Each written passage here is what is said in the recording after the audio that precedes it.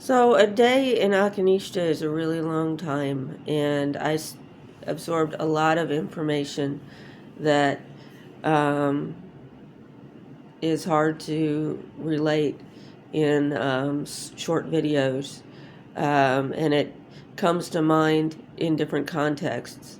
The messages stay consistent, but one of the things that came to mind earlier this morning was a discussion I had with Varachana about um, freedom of speech not being um, something. See, he told me that he was as much God as there was on this planet. When people put things in God's hands, he was the one who was in that department. Especially because a lot of times a lot of things are drowned when you don't, a lot of people, a lot of things are thrown in water when you don't want them.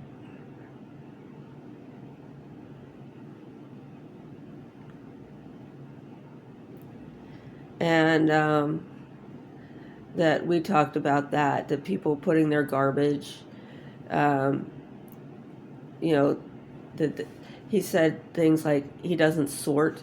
So when I'm doing my practices and it's trying to divide things into the different poisons, the different flames, the different fires, um,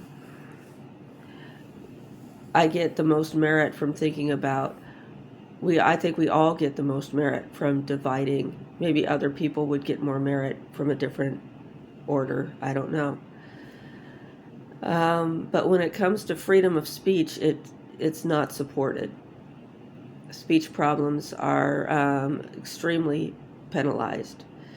And so I live in a society in which people just absolutely refuse to consider that their speech is the cause of the gun violence, and their speech is the cause, and it is.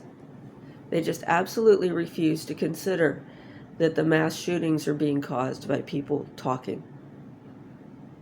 And they say, well, that's too much.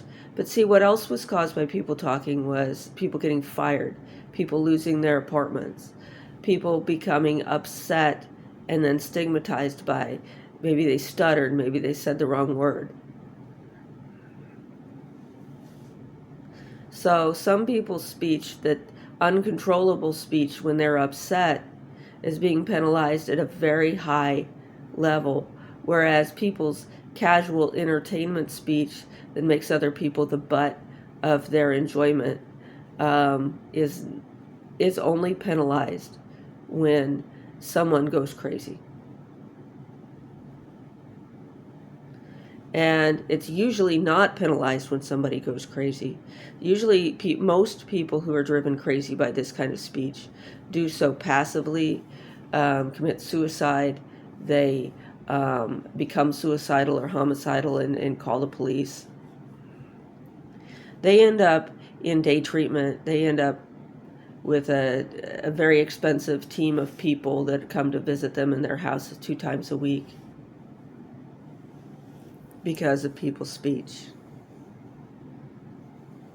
And especially when people are speaking about things that they plan to do, that they have done in the past, that they don't care that you don't want to do. They don't care that it caused you problems beyond your ability to consent. So this is something that a lot of people just in our society think that, well, all the normal people, all the worthy people can accept that people are going to speak however they want to.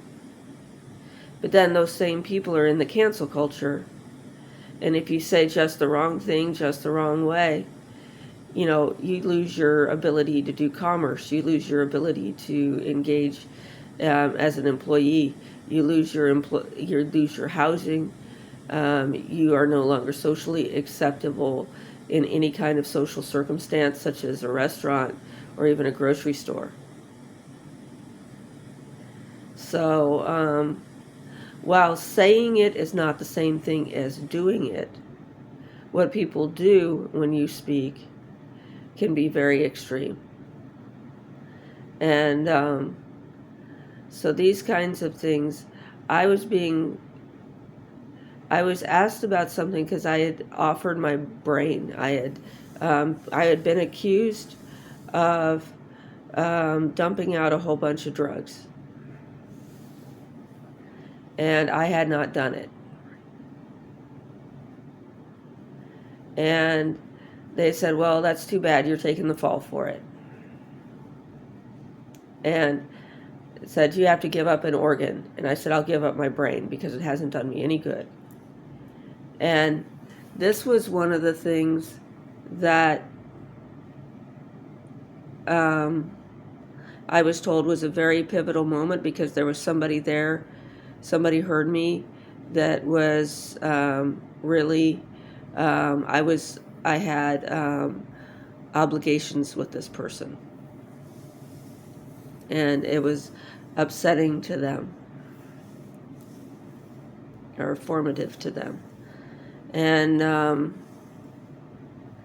so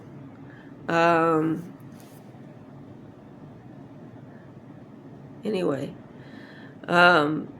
so when I objected to having more brain damage when I awoke, I mean, my skull was spider webbed. I'm surprised it wasn't crushed when I was hit and knocked out. And so my brain bounced back and forth a few times, and I went without oxygen for a long period of time.